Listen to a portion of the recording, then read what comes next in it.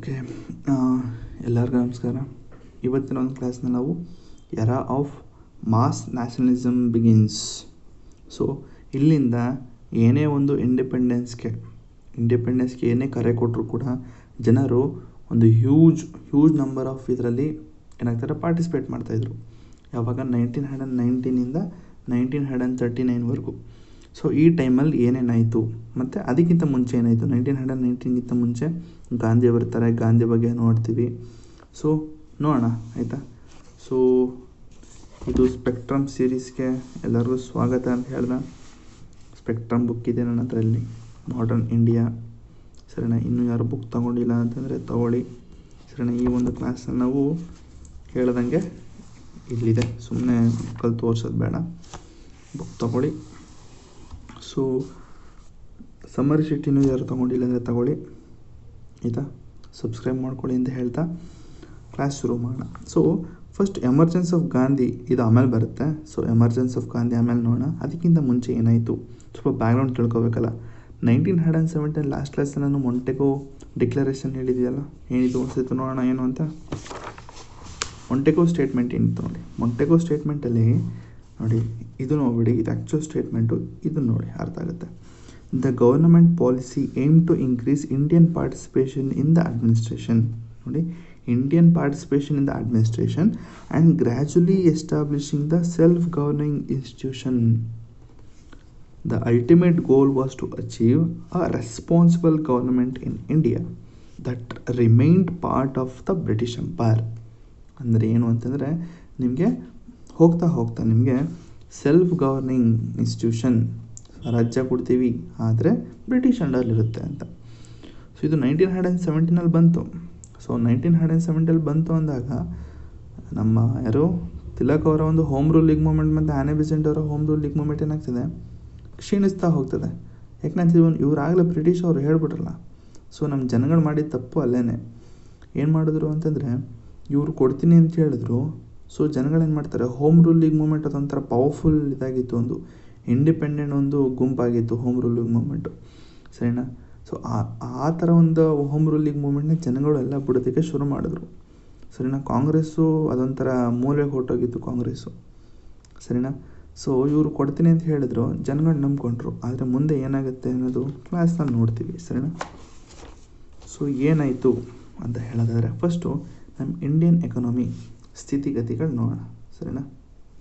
So ನಮ್ಮ Indian ಎಕಾನಮಿಲಿ ಏನಾಗಿತ್ತು ಅಂತಂದರೆ, ಅಫ್ಕೋರ್ಸ್ ಇನ್ಫ್ಲೇಷನ್ ಜಾಸ್ತಿ ಆಗಿತ್ತು. ನಮ್ಮ ವರ್ಲ್ಡ್ ವಾರ್ ನಮ್ಮ ಯಾಕಂತಿದ್ದೀನಿ ನೋಡಿ. ಸೊ ನಂದು ಒಂದು ಸ್ವಲ್ಪ ಇದಾಗ್ಬಿಟ್ಟಿದೆ. ಸೊ ವರ್ಲ್ಡ್ ವಾರ್ 1 ಏನಾಗ್ತದೆ, ತುಂಬ ಎರಡು ಕಡೆನೂ ಅಂದರೆ ಸೆಂಟ್ರಲ್ ಪವರು ಮತ್ತು ಅಲೈಡ್ ಪವರು ಎರಡೂ ಕೂಡ ಅಂದರೆ ಜರ್ಮನಿ ವರ್ಸಸ್ ಏನು ಬ್ರಿಟನ್ US ಫೈಟ್ ಆಡ್ತಾಯಿದ್ರು. ಸರಿನಾ. ಸೊ ಇವರ ಇಬ್ಬರ ಒಂದು ಫೈಟ್ನಲ್ಲಿ ಗ್ಲೋಬಲ್ ಆಗಿ ಇನ್ಫ್ಲೇಷನ್ ಜಾಸ್ತಿ ಆಗಿರುತ್ತೆ. ಗ್ಲೋಬಲ್ ಆಗಿ ಅಂದರೆ ಇವರು ಬ್ರಿಟಿಷರ ಹತ್ರ ದುಡ್ಡಿರಲ್ಲ. ಸೊ ಬ್ರಿಟಿಷ್ ಅವರು ದುಡ್ಡು ಎಲ್ಲಿಂದ ಇದು ಮಾಡ್ತಾರೆ ಅಂದರೆ, ವಾರ್ಗೆ ಎಲ್ಲಿಂದ ಫಂಡ್ ಆಗ್ತಾಯಿತ್ತು ಅಂತಂದರೆ, ನಮ್ಮ ಇಂಡಿಯಾದಿಂದ ಬಂದಂತಹ ಒಂದಷ್ಟು ರೆವೆನ್ಯೂಗಳನ್ನ ಬ್ರಿಟನ್ ಅವರು ಒಂದು ವಾರ್ಗೆ ಫಂಡ್ ಮಾಡ್ಕೊಳ್ತಾಯಿದ್ರು. ಸೊ ಇದ್ರ ಬಗ್ಗೆ ಎಲ್ಲ ನಾನು ಡೀಟೇಲಾಗಿ ವರ್ಲ್ಡ್ ಹಿಸ್ಟ್ರಿ ಮಾಡ್ಬೇಕಾದ್ರೆ ಹೇಳ್ತೀನಿ, ಜಾಸ್ತಿ ಮಾತಾಡೋದು ಬೇಡ ಅದ್ರ ಬಗ್ಗೆ. ಸೊ ಇಲ್ಲಿಂದ ದುಡ್ಡು ಹೋಗ್ತಾಯಿತ್ತು ಅಂತಂದಾಗ, ದುಡ್ಡು ಏನಾಗ್ತದೆ ಇಲ್ಲಿಂದ ಹೋಗ್ತಾ ಇದೆ ಅಂತಂದಾಗ ನಮ್ಮ ಇಂಡಿಯಾದಲ್ಲಿ ದುಡ್ಡು ಕಮ್ಮಿ ಆಗ್ತಾ ಹೋಯಿತು. ರೆವೆನ್ಯೂ ಜನ್ರೇಟಿಂಗ್ ಏನಾಗ್ತಾಯಿತ್ತು ಅವರಿಗೆ ಕೊಡ್ತಾ ಇದ್ದಾಗ, ಈಗ 100 ರೂಪಾಯಲ್ಲಿ 70 ರೂಪಾಯಿ ಅವ್ರು ಕೊಟ್ಟಾಗ ನಮಗೆ 30 ರೂಪಾಯಿ ಉಳ್ಕೊಡುತ್ತೆ. 30 ರೂಪಾಯಿ ಇಟ್ಕೊಂಡು ಏನು ಮಾಡೋಕ್ಕಾಗುತ್ತೆ, ಏನೂ ತೊಗೊಳೋದಕ್ಕಾಗಲ್ಲ. ಪಾವರ್ಟಿ ಜಾಸ್ತಿ ಆಗುತ್ತೆ. ಪಾವರ್ಟಿ ಜಾಸ್ತಿ ಆಯಿತು ಅಂತಂದರೆ ಅಫ್ಕೋರ್ಸ್ ನಮ್ಮ ಇನ್ಫ್ಲೇಷನ್ ಜಾಸ್ತಿ ಆಗುತ್ತೆ. ಮೊದಲೇ ಪಾವರ್ಟಿ ಇತ್ತು, ಜೊತೆಗೆ ಇನ್ಫ್ಲೇಷನ್ ಬಂತು, ಅದು ಇನ್ನೂ ಜಾಸ್ತಿ ಆಯಿತು. ಇನ್ಫ್ಲೇಷನ್ ಜಾಸ್ತಿ ಆಯಿತು, ಟ್ಯಾಕ್ಸ್ ಜಾಸ್ತಿ ಆಯಿತು. ಸೊ ಸೋಲ್ಜರ್ಸ್ ಎಲ್ಲ ಟುಕ್ ಆಫ್ ಅಂತಂದರೆ, ಇದ್ರ ಬಗ್ಗೆ ಆಮೇಲೆ ಮಾತಾಡ್ತೀನಿ ಸೋಲ್ಜರ್ಸ್ ಬಗ್ಗೆ ಏನು ಅಂತ. ಡೆಲ್ಯೂಷನಲ್ಲಿ ಇದ್ರ ಬಗ್ಗೆ ಮಾತಾಡಬೇಕಾದ್ರೆ ನಾನು ಹೇಳ್ತೀನಿ. ಸೊ ಇಂಡಸ್ಟ್ರೀಸ್ ಕೂಡ ಬಿದ್ದೋಯ್ತು ಅದೇ ಟೈಮ್. ಜೊತೆಗೆ ಯಾಕೆ ಇಂಡಸ್ಟ್ರೀಸ್ ಬಿದ್ದೋಯ್ತು ಅಂತಂದರೆ, ಈಗ ಮಾರ್ಕೆಟ್ ಎಲ್ಲಿತ್ತು ಅಂತಂದರೆ, ಇಲ್ಲಿದ್ದಂತಹ ಒಂದಷ್ಟು ರಾ ಮೆಟೀರಿಯಲ್ಸ್ ಆಗಿರ್ಬೋದು, ಏನೇ ಆಗಿರ್ಬೋದು, ಡೊಮೆಸ್ಟಿಕ್ ಇಂಡಸ್ಟ್ರೀಸ್ ಏನಿತ್ತು ನಮ್ಮ ಇಂಡಿಯಾದಲ್ಲಿ. ಸೊ ಅಲ್ಲಿ ಬಂದಂತಹ ಒಂದಷ್ಟು ರಾ ಮೆಟೀರಿಯಲ್ಸ್ ಏನಿತ್ತು ಅದು ಫಾರಿನ್ಗೆ ಎಕ್ಸ್ಪೋರ್ಟ್ ಆಗ್ತಾಯಿತ್ತು. ಸೊ ಅಲ್ಲಿ ಫಾರಿನಲ್ಲಿ ಆಗ್ತಾಯಿದ್ದಂಥ ಒಂದು ಫೈಟ್ಗಳಿಂದ ನಮ್ಮ ಇಂಡಿಯನ್ ಇಂಡಸ್ಟ್ರೀಸ್ ಏನಿತ್ತು ಬಿದ್ದೋಗುತ್ತೆ. ಸರಿನಾ. ಇಂಡಸ್ಟ್ರೀಸ್ ಬಿದ್ದೋಯ್ತು ಅಂದ ತಕ್ಷಣ ಲೇಬರ್ಸ್ ಏನಾದರೂ ಅವ್ರ ಕೆಲಸ ಇಲ್ದಿರಂಗಾಯಿತು. ಸೊ ಲೋಕಲ್ ಆರ್ಟಿಸನ್ಸ್ ಎಲ್ಲ ಅವರು ಕೂಡ ಬಿದ್ದೋದ್ರು, ಅವರು ಹೋದರು ಅಂತಲೇ ಅರ್ಥ ಅಲ್ಲಿಗೆ. ಸೊ ಮಿಗ್ದವ್ರು ಇನ್ಯಾರ ಮೇಲೆ ಟ್ಯಾಕ್ಸ್ ಜಾಸ್ತಿ ಮಾಡೋದಕ್ಕಾಗತ್ತೆ ಹೇಳಿ, ಫಾರ್ಮರ್ಸು, ಪೀಸೆಂಟ್ಸು.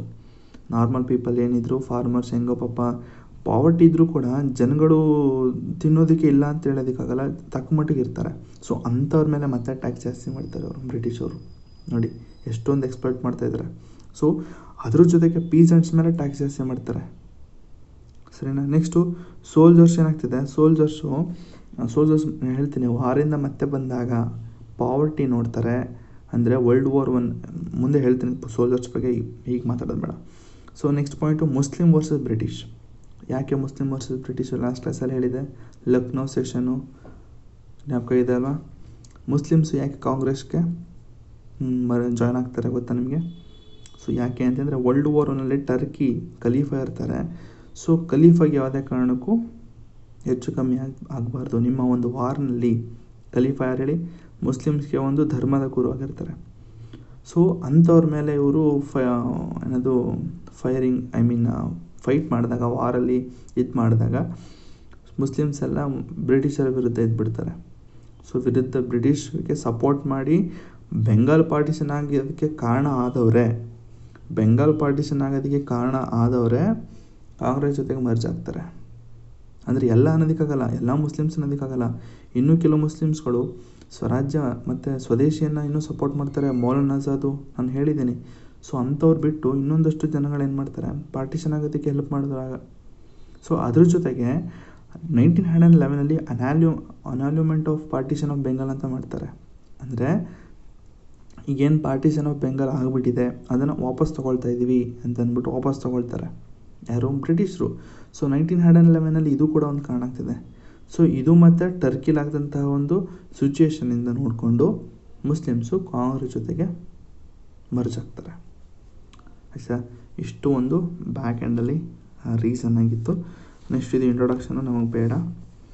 ಸೊ ಇಂಟ್ರೊಡಕ್ಷನ್ ಹೇಳಬೇಕಾ ಬೇಡ ಅಂದ್ಕೊಳ್ತೀನಿ. ಗಾಂಧಿ ಬಗ್ಗೆ ಒಂದಷ್ಟು ಬರ್ತಿದ್ದೀನಿ, ಏನಿಲ್ಲ.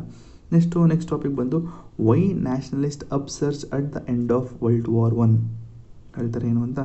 So at the end of ಇದರಲ್ಲಿ ಅಂದರೆ at the end of World War I ಎಂಡಲ್ಲಿ ಏನಾಗ್ತಿದೆ, it was like a turning point to the Indian struggle for independence. ಯಾಕೆ ಅಂತಂದರೆ economic problems, broken promises by imperious power and global influence like Russian revolution created a condition for a strong nationalist moment.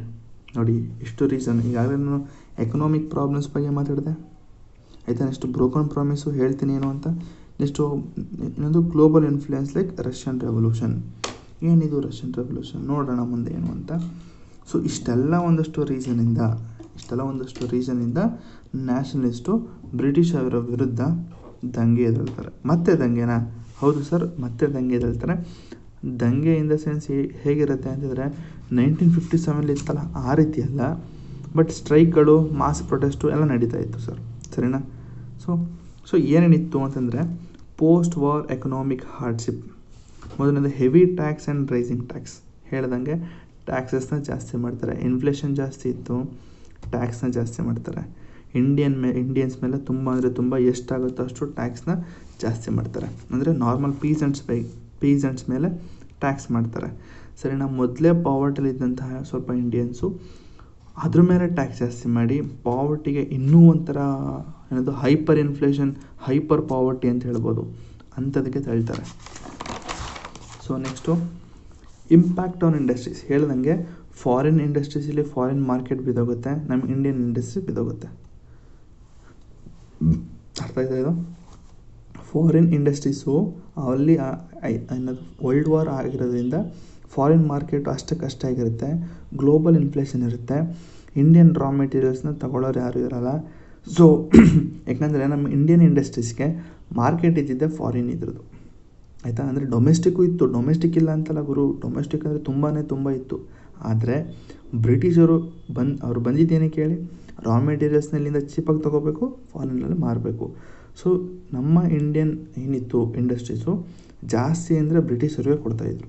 So ಬ್ರಿಟಿಷರು export ಮಾಡ್ತಾಯಿದ್ರು. ಅದಕ್ಕೆ ಅಂತಲೇ ಅವರು railway ಇದನ್ನು ಮಾಡಿಕೊಂಡ್ರು, ಆಯಿತಾ. ನೋಡೋಣ, ಅದೆಲ್ಲ ಬೇಡ ಅದು. ಸೊ ಅದೊಂದು ಇಂಪ್ಯಾಕ್ಟ್ ಆಫ್ ಇಂಡಸ್ಟ್ರಿ ಬಿದ್ದೋಗುತ್ತೆ ನಮ್ಮ ಇಂಡಿಯಾದಲ್ಲಿ. So next unemployment and poverty. ನೋಡಿ ಬ್ರಿಟಿಷರು ಎಲ್ಲರಿಗೂ ಎಜುಕೇಷನ್ ಎಲ್ಲ ಮಾಡಿದ್ರು, ಎಲ್ಲ ತುಂಬ ನಮ್ಮ ಇಂಡಿಯನ್ಸು ಎಲ್ಲ ಓದ್ಕೊಳ್ತಾರೆ, ಲಾಯರ್ಸ್ ಆಗ್ತಾರೆ. ಆದರೆ ಇದು ಸಿಗೋಲ್ಲ, ಅಂದರೆ ಎಂಪ್ಲಾಯ್ಮೆಂಟ್ ಸಿಗೋಲ್ಲ, ಜಾಬ್ಗಳು ಸಿಗೋಲ್ಲ ಅವ್ರಿಗೆ. ಇದು ಕೂಡ ಒಂದು reason. Next peace and sufferings. ಏನಿದು ಪೀಸ್ ಆ್ಯಂಡ್ ಸಫರಿಂಗ್ ಅಂತಂದರೆ ನೋಡಿ, ಇಂಡಸ್ಟ್ರೀಸ್ ಬಿದ್ದೋಯ್ತು, ಲೇಬರ್ಸ್ ಹತ್ರ ಕೆಲಸ ಇಲ್ಲ, ಜಾಬ್ ಇಲ್ಲ. ಸೊ ಆರ್ಟಿಸನ್ಸ್ ಅವರು ಕೂಡ ಜಾಬ್ ಇಲ್ಲ. ಇನ್ನು ಮಿಗ್ದವ್ರು ಯಾರು? ಪೀಸೆಂಟ್ಸು. ಸೊ ಈಗ ಲೇಬರ್ ಹತ್ರ ಹೋಗ್ಬಿಟ್ಟು ನೀವು ಟ್ಯಾಕ್ಸ್ ಕಟ್ಟಿ ಅಂದರೆ ಟ್ಯಾಕ್ಸ್ ಕಟ್ತಾರೆ, ಅವ್ರ ಹತ್ರನೇ ಜಾಬ್ ಇಲ್ಲ ಮೊದಲೇ. ನೋಡಿ ಸ್ವಾಮಿ, ನನ್ನ ಹತ್ರ ಜಾಬ್ ಇಲ್ಲ, ನಾನು ಎಲ್ಲಿಂದ ಸ್ವಾಮಿ ನಿಮಗೆ ಟ್ಯಾಕ್ಸ್ ಕಟ್ಟೋದು ಅಂತ ಕೇಳ್ತಾರೆ. ಅಂದ್ಬಿಟ್ಟು ಇವ್ರು ಏನು ಮಾಡ್ತಾರೆ, ಪೀಸೆಂಟ್ಸ್ ಮೇಲೆ ಹೈ ಟ್ಯಾಕ್ಸಸ್ ಹಾಕ್ತಾರೆ.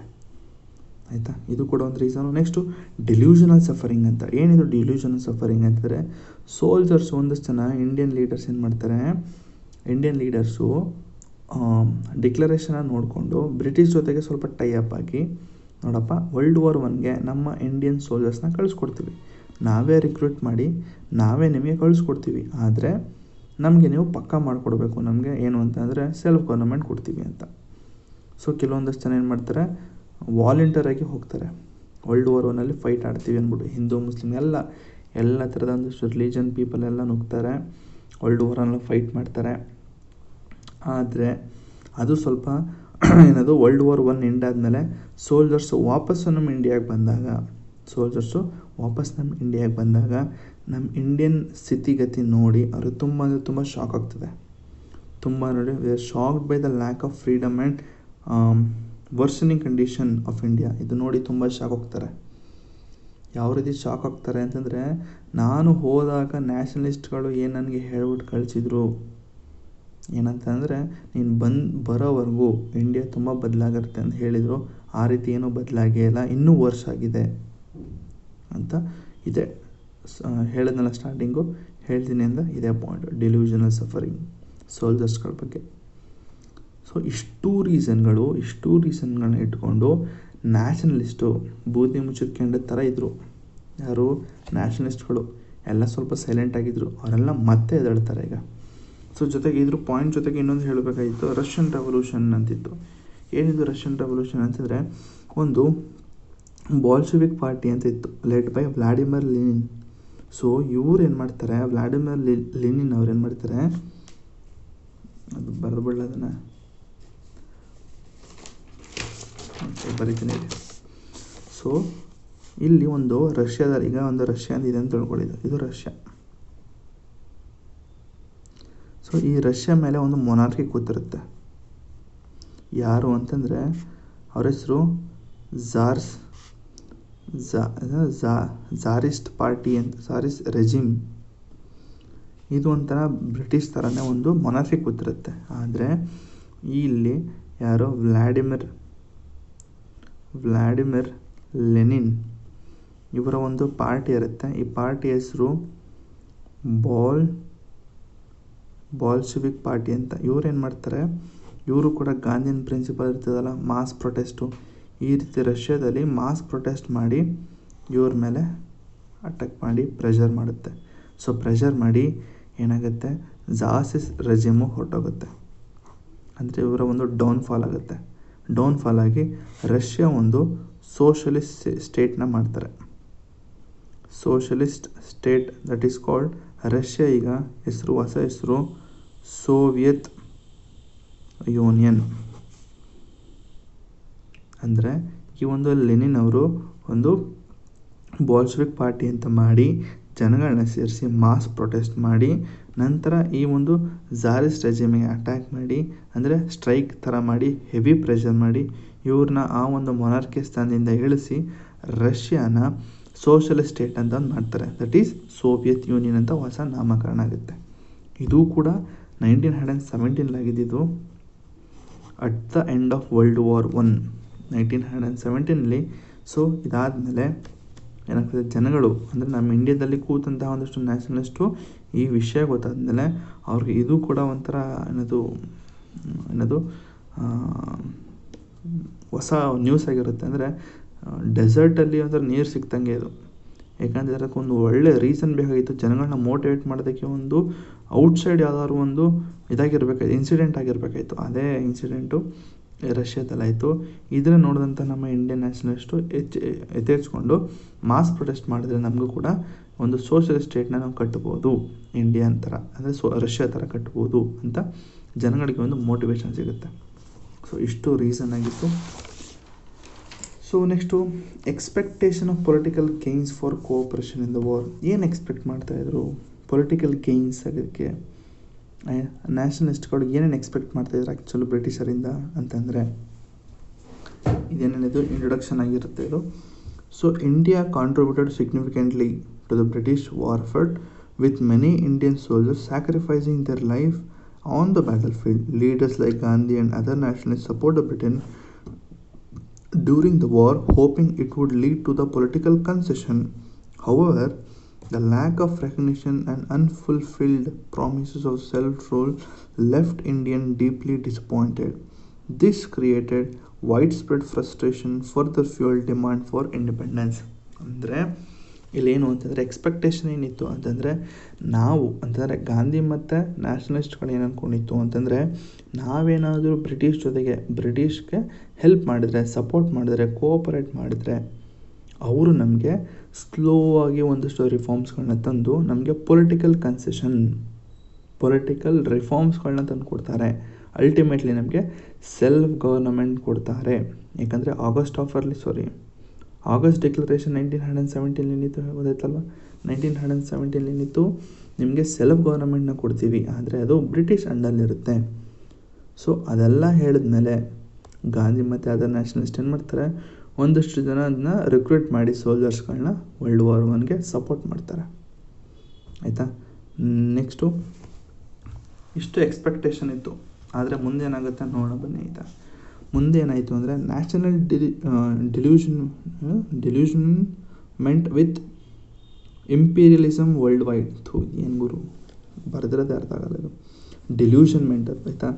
ಏನಿದು ನ್ಯಾಷನಲ್ ಡಿಲ್ಯೂಷನ್ಮೆಂಟ್ ಅಂತಂದರೆ, ಇವ್ರು ಅಂದ್ಕೊಂಡಿದ್ದೇ ಒಂದು ಆಗಿದ್ದೇ ಒಂದು. ಸೊ ಡಿಲ್ಯೂಷನ್ ಅರ್ಥ ಸರಿನಾ? ಏನಾಯಿತು ಅಂತಂದರೆ, the action of imperialist power after the world war angered the people across the world. ನೋಡಿ, ಇಂಪೀರಿಯಲಿಸ್ಟ್ ಪೀಪಲ್ದು ಅಂದರೆ ಈ ಬ್ರಿಟನ್ನು ಮತ್ತು US ಇತ್ತಲ್ಲ, ಸೊ ಇವನ್ನ ನಾವು ಇಂಪೀರಿಯಲಿಸ್ಟ್ ಅಂದರೆ ಬ್ರಿಟನ್ನೇ ನಾವು ಇಂಪೀರಿಯಲಿಸ್ಟ್ ಅಂತ ಕರಿತೀವಿ. ಸೊ ಏನಿದೆ ಇಂಪೀರಿಯಲಿಸ್ಟ್ ಪವರು, ಇವರ ಒಂದು ವರ್ಲ್ಡ್ ವಾರ್ 1 ಎಂಡ್ ಆದಮೇಲೆ ತಂದಂಥ ಒಂದಷ್ಟು ಆ್ಯಕ್ಷನ್ಸ್ಗಳು ಇಡೀ ವರ್ಲ್ಡ್ಗೆ ಕೋಪ ಬರ್ಸೋ ರೀತಿ ಇರ್ತದಂತೆ. ಏನು ಅಂತಂದರೆ, ಡ್ಯೂರಿಂಗ್ ವರ್ಲ್ಡ್ ವಾರ್ 1ನಲ್ಲಿ allied power promise democracy and self rule to colonies to gain their support. ನೋಡಿ, ಬ್ರಿಟಿಷರು ಏನು ಮಾಡಿದ್ರು, ಇವರು ಎಂಥ ಮೆಳ್ಳೆಗಳು ಅಂದರೆ ಇವರು ಬ್ರಿಟಿಷರು, ನಾವು ನಿಮಗೆ ಡೆಮೋಕ್ರಸಿ ಸೆಲ್ಫ್ ಗವರ್ನಮೆಂಟ್ನ ಕೊಡ್ತೀವಿ. ಏನಕ್ಕೆ ಅಂದರೆ ಸಪೋರ್ಟ್ನ ತಗೊಳ್ಳೋದಕ್ಕೆ. ಬೇರೆ ಒಂದು ಕಾಲನೀಸು, ಈಗ ಎಕ್ಸಾಂಪಲ್ ನಮ್ಮ ಇಂಡಿಯಾ, ಸೌತ್ ಆಫ್ರಿಕಾ, ಈಜಿಪ್ಟು, ಆಯಿತಾ, ನೆಕ್ಸ್ಟು ಈ ಕಡೆ ಇಂಡೋನೇಷ್ಯಾ, ಇಂಥ ಒಂದು ಜಾಗದಲ್ಲಿ ಜನಗಳನ್ನ ಸಪೋರ್ಟ್ ತಗೊಳ್ಳೋದಕ್ಕೋಸ್ಕರ ನಿಮಗೆ ಸೆಲ್ಫ್ ಗವರ್ನಮೆಂಟ್ನ ಕೊಡ್ತೀವಿ ಅಂತ ಹೇಳಿ ಸಪೋರ್ಟ್ಗಳನ್ನ ತಗೊಂಡ್ರು. ಸರಿ, ನೆಕ್ಸ್ಟು ಬೋತ್ ಸೈಡು. ಯಾರಿದು ಬೋತ್ ಸೈಡ್ ಅಂತಂದರೆ, ಒಂದು ಆಲೈಡ್ ಪವರು ಮತ್ತು ಸೆಂಟ್ರಲ್ ಪವರು. ಆಲೈಡ್ ಪವರ್ ಅಂತಂದರೆ Britain, US, Russia, France. Next central power ಅಂದರೆ ಜರ್ಮನಿ, ಆಸ್ಟ್ರಿಯಾ, ಹಂಗೇರಿ ಮತ್ತು ಆಟೋಮನ್ ಎಂಪೈರು. ಸೊ ಇವರಿಬ್ಬರು ಏನಿತ್ತು both side exposed each others colonial exploitation through propaganda. ಇಬ್ಬರು ಕೂಡ ಒಬ್ರಿಗೊಬ್ಬರು ಒಂದು ಮಾನ ಮರ್ಯಾದೆ ಕಳೆದ್ರು. Next however after the war events like peace conference made it clear that these promises were hello. ನೋಡಿ, ಏನಿಗಿತ್ತು, ನಾವು ಅಂದರೆ ಬೇರೆ ದೇಶಗಳಿಂದ ಅಂದರೆ ಇವರ ಕಾಲನೀಸ್ ಇತ್ತಲ್ಲ, ಲೈಕ್ ಇಂಡಿಯಾ ಮತ್ತು ಸೌತ್ ಆಫ್ರಿಕಾ, ಇಂಡೋನೇಷ್ಯಾ ಅಂತ ಹೇಳಿದ್ನಲ್ಲ, ಈ ಥರ ಒಂದಷ್ಟು ಕಾಲನೀಸಿಂದ ಎಲ್ಲ ಥರ ಸಪೋರ್ಟ್ನ ತೊಗೊಂಡ್ರು. ಏನಿದು ಸಪೋರ್ಟ್ ಅಂತಂದರೆ, ಸೋಲ್ಜರ್ಸ್ಗಳು ಸಪೋರ್ಟ್ ತೊಗೊಂಡ್ರು, ನಂಬರ್ ಆಫ್ ಸೋಲ್ಜರ್ಸ್ ಇನ್ಕ್ರೀಸ್ ಆದರು. ಸೊ ವಾರ್ ಎಫರ್ಟ್ಗೆ ಎಲ್ಲ ಸೋಲ್ಜರ್ಸ್ಗಳನ್ನೂ ಹಾಕಿದ್ರು. ಆಯಿತಾ, ಎಲ್ಲ ಥರದ ಎಲ್ಲ ಕಾಲನೀಸ್ ಸೋಲ್ಜರ್ಸ್ಗಳನ್ನೂ ಹಾಕಿದ್ರು. ಇದರಿಂದ ಏನಾಯಿತು ಅಂದರೆ ನಮಗೆ ಸೆಲ್ಫ್ ಗವರ್ನಮೆಂಟ್ ಕೊಡ್ತಾರೆ ಅನ್ನೋದಕ್ಕೋಸ್ಕರ ತಾನೇ ಅವರು ಇದು ಮಾಡಿದ್ದು. ಆದರೆ ವರ್ಲ್ಡ್ ವಾರ್ 1 ಎಂಡ್ ಆದಮೇಲೆ ಇವರು ಒಂದು ಪೀಸ್ಫುಲ್ ಕಾನ್ಫರೆನ್ಸನ್ನು ಮಾಡ್ತಾರೆ. ಈ ಪೀಸ್ಫುಲ್ ಕಾನ್ಫರೆನ್ಸ್ ಏನು ಹೇಳ್ತಾರೆ ಅಂತಂದರೆ, ನಾವಿಷ್ಟು ಕೊಟ್ಟಂತಹ ಕೆಲವೊಂದಷ್ಟು ಆಶ್ವಾಸನೆಗಳು, ಎಕ್ಸಾಂಪಲ್ ರಾಹುಲ್ ಗಾಂಧಿ ಮತ್ತು ಪ್ರಿಯಾಂಕಾ ಗಾಂಧಿ ಟಕಾಟಕ್ಕು ಏನೋ ಕೊಡ್ತೀವಿ ಅಂತ ಹೇಳಿದ್ರಲ್ಲಪ್ಪ, ಟಕ ಏನೋ ಹೇಳಿದ್ರಲ್ಲ, ಕಟಾಕಟ್ಟು ಅಂತಿದ್ಲಲ್ಲ.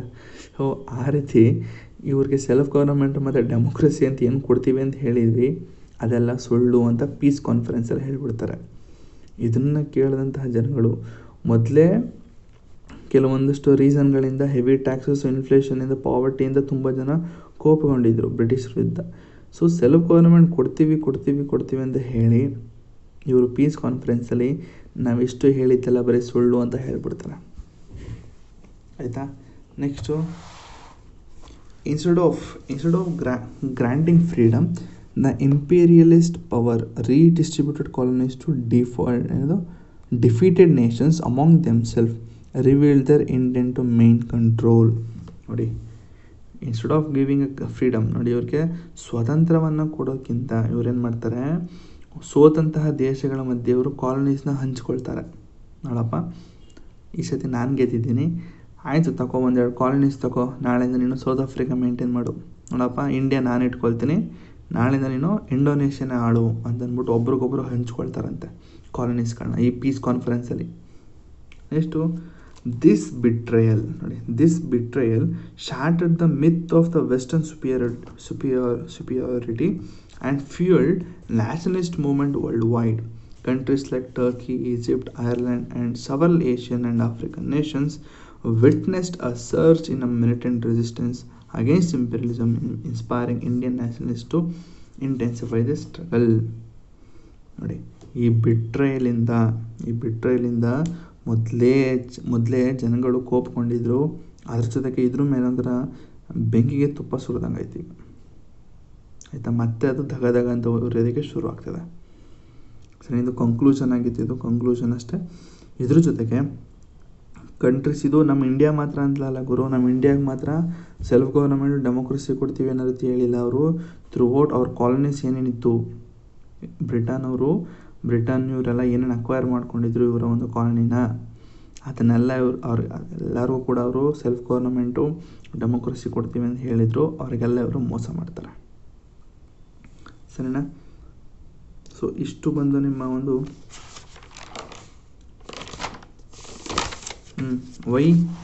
Y nationalist upsurge at the end of world war I. ಇದು ಸ್ಟಿಲ್ ಎಮರ್ಜೆನ್ಸ್ ಆಫ್ ಗಾಂಧಿಗೆ ಇಂಟ್ರೊಡಕ್ಷನ್ ಆಗಿರುತ್ತೆ. ಸರಿನಾ? So next topic Montagu Chelmsford reforms and government of India Act 1919. ಈಗ ಓಕೆ, ನಿಮಗೆ ಈಗ ಸೆಲ್ಫ್ ಗವರ್ನಮೆಂಟ್ ಕೊಡ್ತೀವಿ ಅಂತ ಹೇಳಿದರು ಅವರು, ಸರಿನಾ? ಕೊಟ್ರಾ? ಇಲ್ಲ. ಇದು ಪೀಸ್ ಕಾನ್ಫರೆನ್ಸಲ್ಲಿ ಏನು ಹೇಳ್ತಾರೆ, ಇದೆಲ್ಲ ನಾವು ಹೇಳಿದ್ದೆಲ್ಲ ಸುಳ್ಳು, ಹ್ಯಾಲೋ ಅಂತ ಹೇಳ್ತಾರೆ. ಬಟ್ ಆದರೆ ಸರಿ 1919 ಯಾಕೆ ತಂದರು? ಯಾಕೆ ಗೊತ್ತಾ? ಯಾಕೆ ಅಂತಂದರೆ ನಮ್ಮ ಇಂಡಿಯನ್ ಸಪೋರ್ಟ್ ತುಂಬ ಜಾಸ್ತಿ ಇತ್ತು. ಏಕೆಂದರೆ ಇವರು ಮೊದಲಿಂದನೂ ಕಾಂಗ್ರೆಸ್ಸಲ್ಲಿ ಪಿಟಿಷನ್ನು, ಪ್ರೊಪಗ್ಯಾಂಡ, ಪ್ರೇಯರು ಈ ಮೆಥಡ್ನ ಯೂಸ್ ಮಾಡಿ ರಿಫಾರ್ಮ್ಸ್ನ ತಂದಿದ್ರು. ಆಗಸ್ಟ್ ಡಿಕ್ಲರೇಷನ್ಲಿ ನಾವೇನೋ ಸೆಲ್ಫ್ ಗವರ್ನಮೆಂಟ್ ಅಂತ ಕೊಡ್ತೀವಿ ಅಂತ ಹೇಳಿದ್ವಿ, ಆದರೆ ಇವರಿಗೆ ಪೂರ್ತಿಯಾಗಿ ಕೊಡೋದು ಬೇಡ, ಒಂಚೂರದ ರುಚಿನ ತೋರಿಸೋಣ ಅಂತ ಹೇಳಿ ಒಂದು ಮೊಂಟೆಗು ಕ್ಲೆಮ್ಸ್ಫೋರ್ಡ್ ರಿಫಾರ್ಮ್ಸ್ ಅಂತ ತರ್ತಾರೆ. ಅಂದರೆ ಸೆಲ್ಫ್ ಗವರ್ನಮೆಂಟು ಫುಲ್ ಕೊಡ್ತೀವಿ ಅಂತ ಏನು ಹೇಳಿದರು, ಅದ್ರ ಬದಲು ಒಂಚೂರು ರಿಫಾರ್ಮ್ಸು, ಅಂದರೆ 100%ಲಿ 1% ಏನಾದರೂ ಕೊಡೋಣ ಅಂತ ಅಂದ್ಬಿಟ್ಟು ಮೊಂಟೆಗು ಕ್ಲೆಮ್ಸ್ಫೋರ್ಡ್ ರಿಫಾರ್ಮ್ಸ್ ಅಂತ ತರ್ತಾರೆ. ಸೊ ಆ ಥರ ತಂದರೂ ಕೊಡೋದಕ್ಕೊಂದು ಡಿಮೆರಿಟ್ ಇದೆ, ಕ್ಯಾರೆಟ್ ಮತ್ತು ಸ್ಟಿಕ್ ಅಂತ ಹೇಳ್ತೀನಿ. ಅದನ್ನು ನಾನು ಹೇಳಿದ್ದೀನಲ್ವ, ಕ್ಯಾರೆಟ್ ಆ್ಯಂಡ್ ಸ್ಟಿಕ್ ಅಂತ. ಸೊ ಕ್ಯಾರೆಟ್ ಅಂತಂದರೆ, ನೋಡಪ್ಪ ನೀನು ಒಂದು ಕೆಲಸನ ಮಾಡು, ಆ ಕೆಲಸ ಮಾಡಿದ್ರೆ ನಿನಗೆ ಕ್ಯಾರೆಟ್ ಕೊಡ್ತೀನಿ ಅಂತ ಹೇಳಿರ್ತಾರೆ. ಸೊ ಆ ರೀತಿ ಒಂದು ಕೆಲಸ ಮಾಡಿದ್ಮೇಲೆ ಇವರು ಕ್ಯಾರೆಟ್ ಬದಲು ಕಡ್ಡಿ ಕೊಡ್ತಾರೆ. ಅರ್ಥ ಆಯ್ತಾ? ನಿನಗೆ ಕೆಲಸ ಮಾಡಿದ್ರೆ ನಿನಗೆ ಕ್ಯಾರೆಟ್ ಕೊಡ್ತೀನಿ ಅಂತ ಹೇಳಿರ್ತಾರೆ. ಆದರೆ ಅವನು ಕೆಲಸ ಕಂಪ್ಲೀಟ್ ಮಾಡಿದರೂ ಕೂಡ ಅವನಿಗೆ ಕ್ಯಾರೆಟ್ ಬದಲು ಸ್ಟಿಕ್ಕನ್ನು ಕೊಡ್ತಾರೆ, ಅಂದರೆ ಕಡ್ಡಿಯನ್ನು ಕೊಡ್ತಾರೆ. ಇದೇ ಕ್ಯಾರೆಟ್ ಆ್ಯಂಡ್ ಸ್ಟಿಕ್ಕು. ಇದಕ್ಕೆ ಬೇರೆ ಥರ ಒಂದಷ್ಟು ಇದಿದೆ, ಬಟ್ ಸಿಂಪಲಾಗಿ ಇದನ್ನು ಅರ್ಥ ಮಾಡ್ಕೊಳ್ಳಿ. ಅಂದರೆ ಏನೋ ಒಂದು ಕೊಡ್ತೀನಿ ಅಂತ ಹೇಳಿರ್ತಾರೆ, ಬಟ್ ಕೊಟ್ಟಿದ್ದೇ ಬೇರೆ ಆಗಿರುತ್ತೆ. ಸರಿನಾ? ಆದರೆ ಈ ಒಂದು ನೋಡಿ, ಬ್ರಿಟಿಷ್ ಗೌರ್ಮೆಂಟ್ ಅನ್ವಿಲ್ಡ್ ದ ನೋಡಿ real power of Indian adapt to carrot and stick. ನೋಡಿ, ಇದೇ carrot and stick approach. Montagu Chelmsford ಅಂತ ಏನಿದೆ, ಈ ಒಂದು ರಿಫಾರ್ಮ್ ಇದು ಕ್ಯಾರೆಟ್ ಆಗಿತ್ತು. ಆದರೆ ಆಫರ್ಡ್ ಲಿಮಿಟೆಡ್ ಕಾನ್ಸ್ಟಿಟ್ಯೂಷನ್ ಚೇಂಜಸ್ ಎಲ್ಲ ಸರಿ, ಅದ್ರ ಜೊತೆಗೆ ಅವರು ಒಂದು ರೌಲೆಟ್ ಆ್ಯಕ್ಟ್ ಅಂತ ಕೊಡ್ತಾರೆ. ಆ್ಯಕ್ಚುಲಿಗೆ ಈ ರಿಫಾರ್ಮ್ ಕೊಡಬೇಕಾಗಿತ್ತು, ಕೊಡ್ತಾರೆ, ಬಟ್ ಇದ್ರ ಜೊತೆಗೆ ಒಂದು ಸ್ಟಿಕ್ಕನ್ನು ಕೊಟ್ಬಿಡ್ತಾರೆ. ಅರ್ಧ ಕ್ಯಾರೆಟು ಅರ್ಧ ಕಡ್ಡಿ. ಯಾವುದು ರೌಲೆಟ್ ಆ್ಯಕ್ಟು ನೆಕ್ಸ್ಟ್ ನೋಡೋಣ ಏನು ಅಂತ. ಸರಿನಾ? ಸೊ ನೆಕ್ಸ್ಟು ಏನಿದು, ಒಂದಷ್ಟು ಮೊಂಟೆಗು ಕ್ಲೆಮ್ಸ್ಫೋರ್ಡ್ ರಿಫಾರ್ಮ್ಸಲ್ಲಿ ಏನಿತ್ತು ಅಂತ ಹೇಳೋದಾದರೆ, ಮೊದಲನೇದು provincial government introduction of diarchy. ನಿಮ್ಮ ಒಂದು ಸ್ಥಳೀಯ ಸರ್ಕಾರದಲ್ಲಿ, ಈಗ ಸೆಂಟ್ರಲ್ ಮತ್ತು ಸ್ಟೇಟ್ ಅಂತಿತ್ತು, ಅಂದರೆ ಇನ್ನೂ ಸೆಂಟ್ರಲ್ ಸ್ಟೇಟ್ ಅಂತ ಹೇಳೋಕ್ಕಾಗಲ್ಲ. ಕನ್ಸಿಡರ್ ಸೆಂಟ್ರಲ್ ಅಂದರೆ ಥ್ರೂ ಔಟ್ ಇಂಡಿಯಾ, ಈ ಪ್ರೊವಿನ್ಷಿಯಲ್ ಅನ್ನೋದು ಒಂದು ಸ್ಟೇಟ್ ಅಂತ ತಿಳ್ಕೊಳ್ಳಿ. ಸರಿ, ಇದು ಸ್ಥಳೀಯ ಸರ್ಕಾರದಲ್ಲಿ ಏನಾಗಿತ್ತು ಅಂತಂದರೆ ಇಂಟ್ರೊಡಕ್ಷನ್ ಆಫ್ ಡಯಾರ್ಕಿ. ಏನಿದು ಡಯಾರ್ಕಿ ಅಂತಂದರೆ rule divided between executive councillors and popular ministers. ಅಂದರೆ ಈ ಒಂದು ಡಯಾರ್ಕಿ, ಒಂದು ಪ್ರಾವಿನ್ಸ್ ಏನಿದೆ, ಒಂದು ಸ್ಟೇಟ್ನ ಅರ್ಧ ಮಾಡ್ಕೊಳ್ತಾರೆ. ಆಯಿತಾ, ಶೀಟ್ ಎಲ್ಲ ಇರ್ತದೆ ನೋಡಿ, ಹೇಳ್ತೀನಿ. ಈಗ rule is divided between executive and councillor. ಈಗ ಕನ್ಸಿಡರ್, ಈಗ ಇದು ಒಂದು ಸ್ಟೇಟ್ ಇದೆ ಅಂತ ತಿಳ್ಕೊಳ್ಳಿ. ಈ ಒಂದು ಸ್ಟೇಟ್ನ ಅರ್ಧ ಮಾಡ್ಕೊಳ್ತಾರೆ. ಅರ್ಧದಲ್ಲಿ ಒಂದು ಬ್ರಿಟಿಷ್ ಅಫಿಷಿಯಲ್ಸು, ಅರ್ಧ ಬ್ರಿಟಿಷ್ ನೋಡ್ಕೋಬೇಕು, ಇನ್ನರ್ಧ ಯಾರು ಇಂಡಿಯನ್ಸ್ ನೋಡ್ಕೊಳ್ತಾರೆ. ಆಯಿತಾ, ಒಂದು ಸ್ಟೇಟ್ನ ಒಂದು ಪ್ರಾವಿನ್ಸ್ನ ಅರ್ಧ ಮಾಡ್ಕೊಳ್ತಾರೆ. ಅಂದರೆ ಎಕ್ಸಾಂಪಲ್ ಹೇಳ್ತಾ ಇರೋದು, ಒಂದು ಪ್ರಾವಿನ್ಸ್ನ ನೀವು ಸ್ಟೇಟಾಗಿ ಅರ್ಥ ಮಾಡಿಕೊಂಡು ನೀವು ಹಿಂಗೆ ಎಕ್ಸಾಂಪಲ್ ಕೊಡ್ತಿರೋದು. ಈಗ ಆಯಿತಾ, ಈ ಒಂದು ಸ್ಟೇಟ್ನ ನೀವು ಅರ್ಧ ಮಾಡಿಕೊಂಡ್ರೆ ಬ್ರಿಟಿಷು ಅರ್ಧ, ಇಂಡಿಯನ್ಸ್ ಅರ್ಧ. ಆಯಿತಾ, ಇಂಡಿಯನ್ಸ್ ಏನೇನು ನೋಡ್ಕೊಳ್ತಾರೆ ಅಂತ ಹೇಳ್ತೀನಿ, ಬ್ರಿಟಿಷ್ ಏನೇನು ನೋಡ್ಕೊಳ್ತಾರೆ ಅಂತ ಅದನ್ನು ಕೂಡ ಮುಂದೆ ಹೇಳ್ತೀನಿ. ಸೊ ಇವರ ಮೇಲೆ ಯಾರಿರ್ತಾರೆ ಅಂತಂದರೆ, ಇವರ ಮುಂದೆ ಹೆಡ್ ಅಂತ ಒಬ್ಬನ ಕೂರಿಸ್ಬೇಕಲ್ವಾ. ಈ ಹೆಡ್ ಯಾರಾಗಿರ್ತಾರೆ ಅಂದರೆ ಗವರ್ನರ್ ಆಗಿರ್ತಾರೆ. ಸೊ ಗವರ್ನರ್, ಈಗ ಕನ್ಸಿಡರ್, ಈಗ ನಾರ್ಮಲಾಗಿ ಇದೆಯಲ್ಲ ನಮ್ಮ ಸ್ಟೇಟ್ ಹೆಡ್ ಯಾರು, ಗವರ್ನರ್ ತಾನೆ.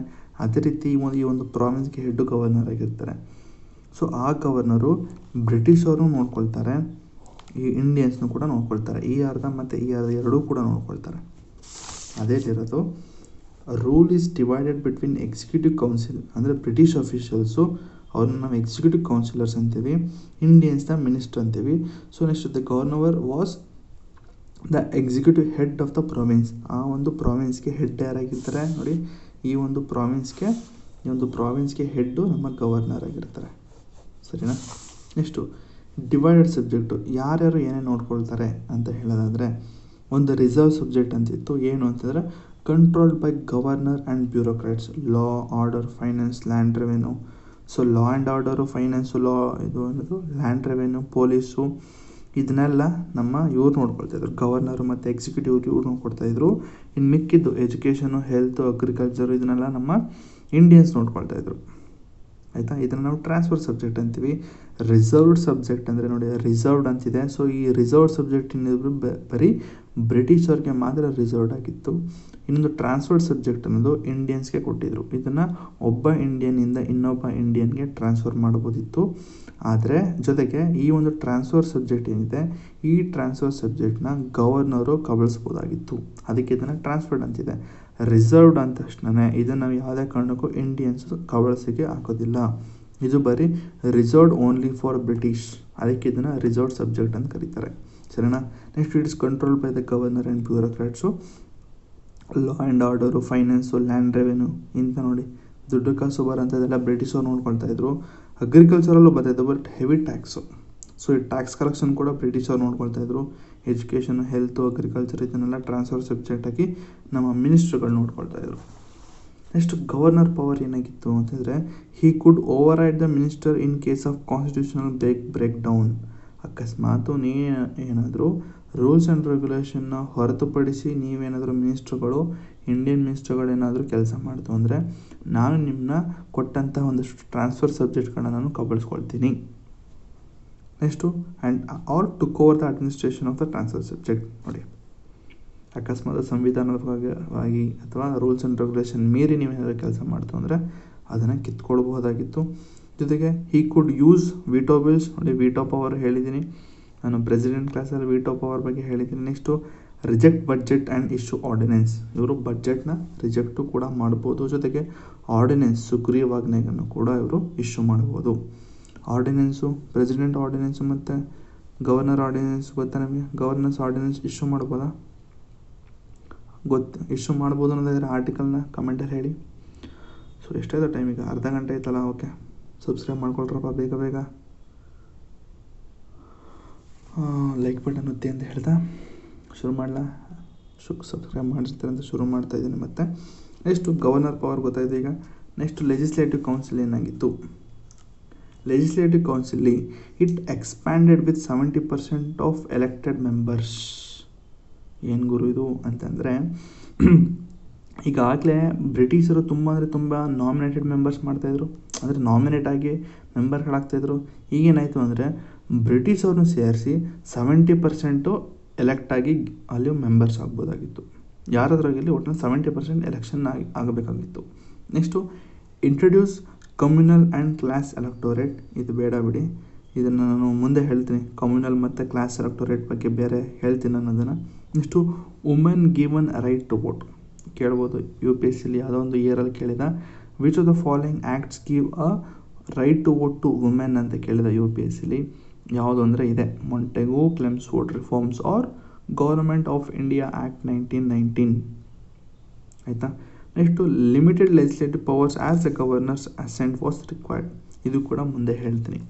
ಈಗ ಸದ್ಯಕ್ಕೆ ಈ 2 ಪಾಯಿಂಟ್ ನೋಡ್ಕೊಳ್ಳಿ. ಏನು ಅಂತಂದರೆ 70% ಒಂದು ಎಲೆಕ್ಷನ್ ನಡೀತದೆ, ಎಲೆಕ್ಷನ್ ಆಗಿ ಮೆಂಬರ್ ಆಗಬೇಕಾಗಿತ್ತು. ಜೊತೆಗೆ ವುಮೆನ್ಗಳಿಗೆ ರೈಟ್ ಟು ವೋಟ್ ಮಾಡೋ ಒಂದು ಅಧಿಕಾರ ಕೊಟ್ಟಿತ್ತು. ಸೊ ನೆಕ್ಸ್ಟು ಇವೆಲ್ಲ ಪ್ರಾವಿನ್ಷಿಯಲ್ ಗೌರ್ಮೆಂಟಲ್ಲಿ ಏನೇನಾಯಿತು ನೋಡಿದ್ವಿ. ಈಗ ಸೆಂಟ್ರಲ್ ಗೌರ್ಮೆಂಟಲ್ಲಿ ಏನಾಯಿತು ಅಂತ ಹೇಳಿದ್ರೆ ಎಕ್ಸಿಕ್ಯೂಟಿವ್. ಫಸ್ಟ್ ಎಕ್ಸಿಕ್ಯೂಟಿವ್ ಏನು ಅಂತಂದರೆ ಗವರ್ನರ್ ಜನರಲ್ ಅಂದರೆ ವೈಸ್ರಾಯ್ ಏನಿದ್ರು ಇವರು supreme authority and control over provinces. ಇವರು ಅಂತ ಪ್ರೆಸಿಡೆಂಟ್ ಥರ. ಆಯಿತಾ. ಈ ಗವರ್ನರ್ಗಳೇನಿದ್ರು ಅವರು ನಮ್ಮ ಸ್ಟೇಟ್ಗಳಿಗೆ ಏನು ಗವರ್ನರ್ ಇರ್ತಾರೆ ಆ ರೀತಿ ಗವರ್ನರೇ. ಈ ವೈಸ್ರಾಯ್ ಅಥವಾ ಗವರ್ನರ್ ಜನರಲ್ನವರು ಒಂಥರ ಪ್ರೆಸಿಡೆಂಟ್ ಥರ, ಇವರೆಲ್ಲ ಕಂಪ್ಲೀಟಾಗಿ ನೋಡ್ಕೊಳ್ತಾರೆ. ಸೊ ಇವರು ವೈಸ್ರಾಯ್ ಹಿ ರಿಟೈನ್ ಅಂದರೆ ಹಿ have the supreme authority and control over the provinces. ಎಲ್ಲ ಥರದ ಪ್ರಾವಿನ್ಸ್ಗಳನ್ನ ಇವರು ಕಂಟ್ರೋಲ್ ಮಾಡಬಹುದಾಗಿತ್ತು. ಜೊತೆಗೆ he is the chief executive authority. ಆಯಿತಾ. ನೆಕ್ಸ್ಟು 2 ಅಡ್ಮಿನಿಸ್ಟ್ರೇಟಿವ್ ಲಿಸ್ಟನ್ನು ತೊಗೊಂಡು ಬರ್ತಾರೆ. ಒಂದು ಸೆಂಟ್ರಲ್ ಮತ್ತು ಪ್ರಾವಿನ್ಸ್ ಅಂತ.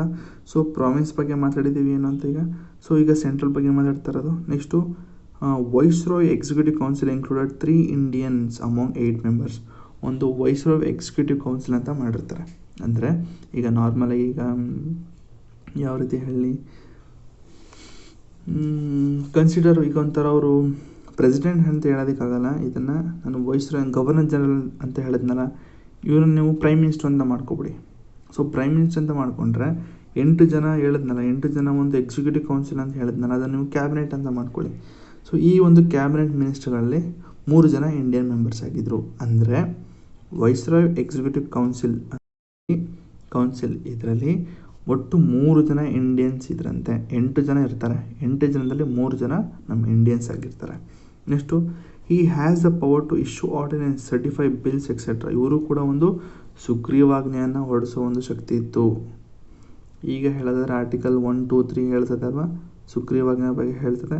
Next full control over the reserve subject in provinces.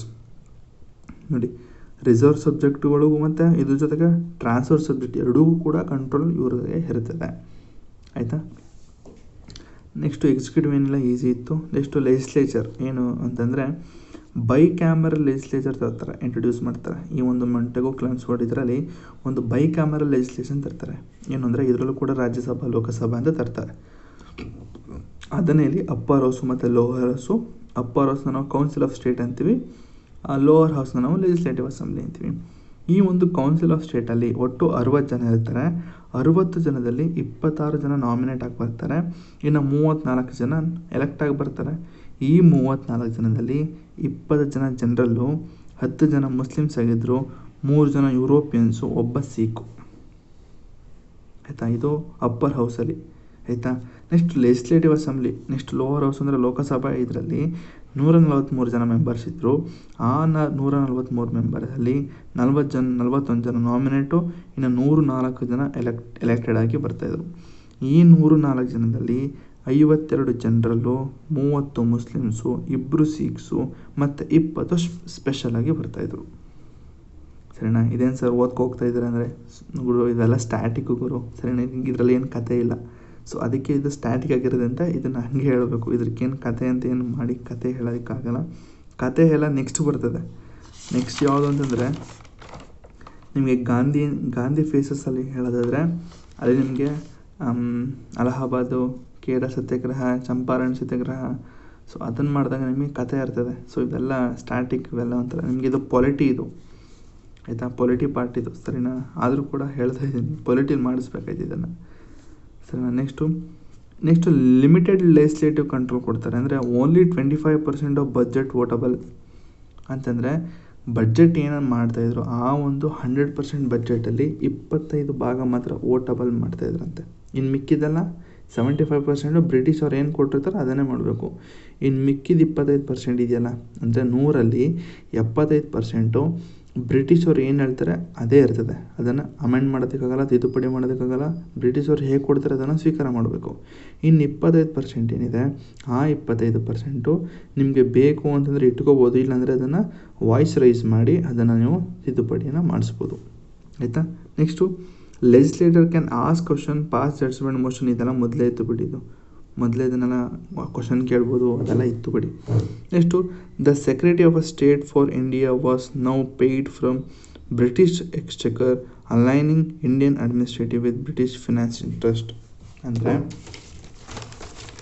Secretary of state ಅಂತ ಅರ್ಥ ಮಾಡ್ಕೊಳ್ಳಿ ಯಾರು ಅಂತಂದರೆ ಇದು ಬ್ರಿಟನ್ನು,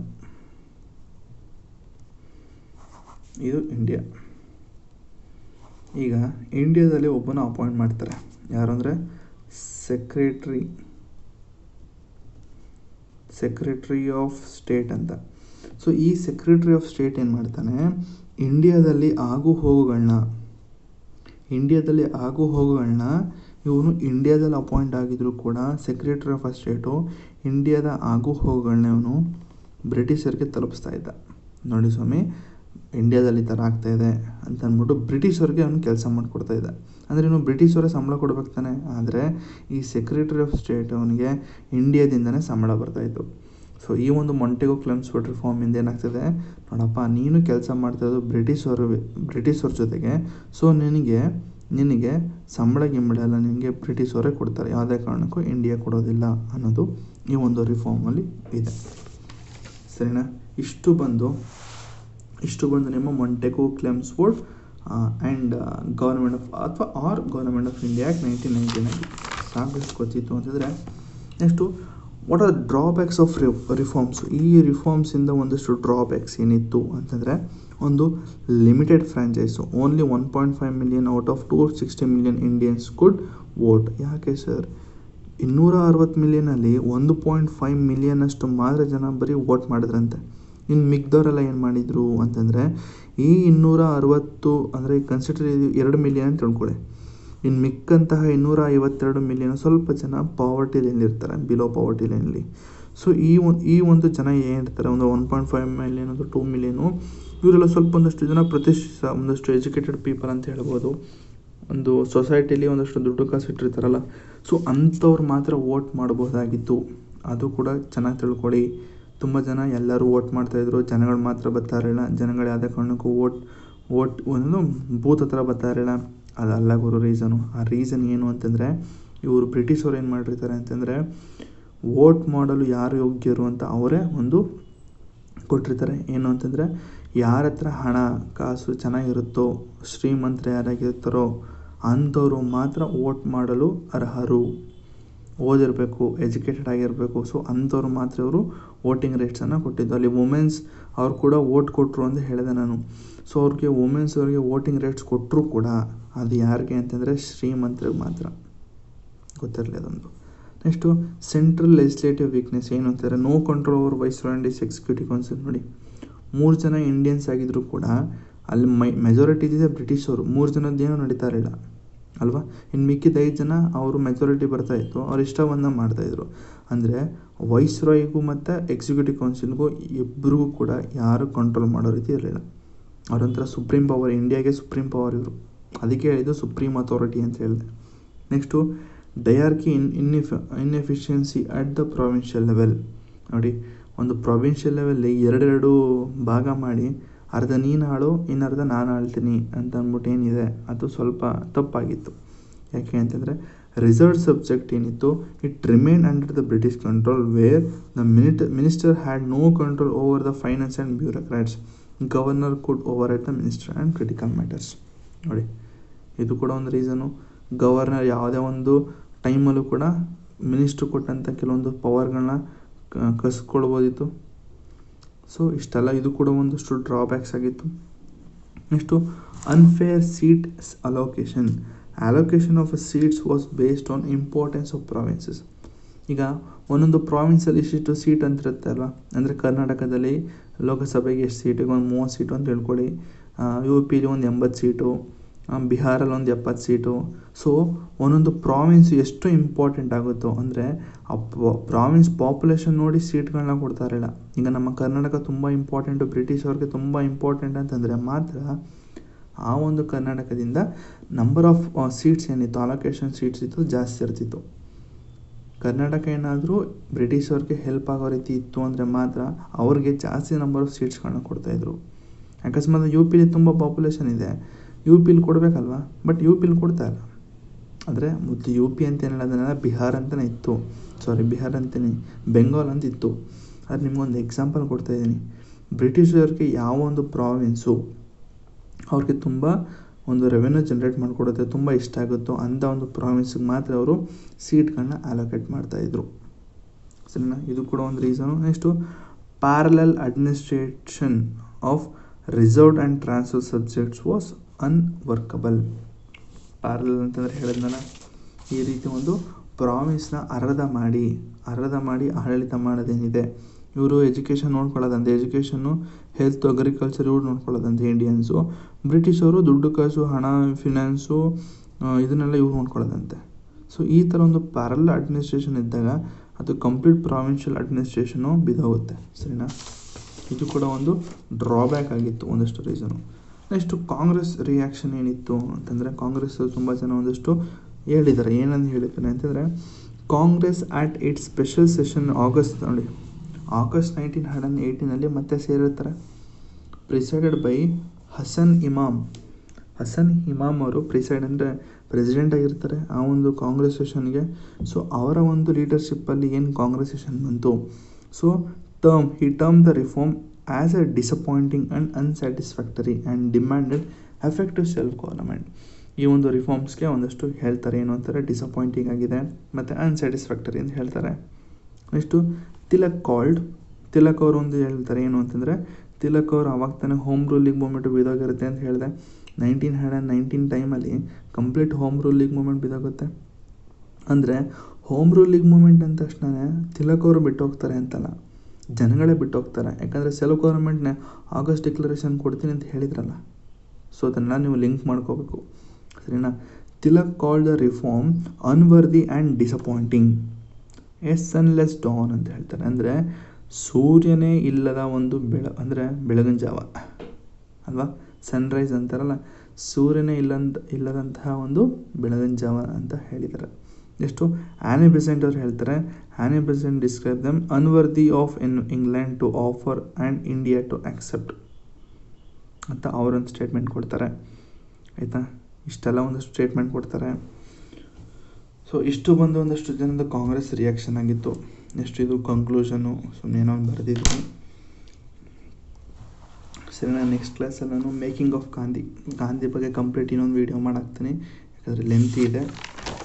ನೆಕ್ಸ್ಟು ಒಂದು ಬರುತ್ತೆ, ಯಾವುದು ಅಂತಂದರೆ ಚಂಪಾರಣ್ ಸತ್ಯಾಗ್ರಹ, ಅಹಮದಾಬಾದ್ ಮಿಲ್ ಸ್ಟ್ರೈಕು, ಖೇಡಾ ಸತ್ಯಾಗ್ರಹ, ಗೇನ್ಸು, ನೆಕ್ಸ್ಟು ರೌಲಟ್ ಆ್ಯಕ್ಟು ಸತ್ಯಾಗ್ರಹ, ಜಲಿಯವಾಲಾಬಾಗ್ ಮ್ಯಾಸಕರು, ಹಂಟರ್ ಕಮಿಟಿ ಮಾಡಿದ್ರೆ ಕಂಪ್ಲೀಟ್ ನಿಮಗೆ ಇದ್ರ ಗಾಂಧಿದು ಮುಗೀತದೆ. ನೆಕ್ಸ್ಟು ನಾನ್ ಕೋಆಪ್ರೇಷನ್ ಏನಿದೆ ಅದನ್ನು ನೋಡೋಣ, ನಾನ್ ಖಿಲಾಫತ್ ಮೂಮೆಂಟ್ ಏನೋ ಬರ್ತದೆ ಅದನ್ನು ನೋಡೋಣ. ಓಕೆ, ಇನ್ನೂ ಯಾರು ಸಬ್ಸ್ಕ್ರೈಬ್ ಮಾಡಿಲ್ಲ ಅಂದರೆ ಬೇಗ ಸಬ್ಸ್ಕ್ರೈಬ್ ಮಾಡ್ಕೊಳ್ಳಿ. ಜೊತೆಗೆ ಲೈಕ್ ಬಟನ್ ಒತ್ತಿ. ಸಮ್ಮರಿ ಶೀಟ್ಗಳು ರೆಡಿ ಇದೆ, ಸಮ್ಮರಿ ಶೀಟ್ಗಳು ತೊಗೊಳ್ಳಿ.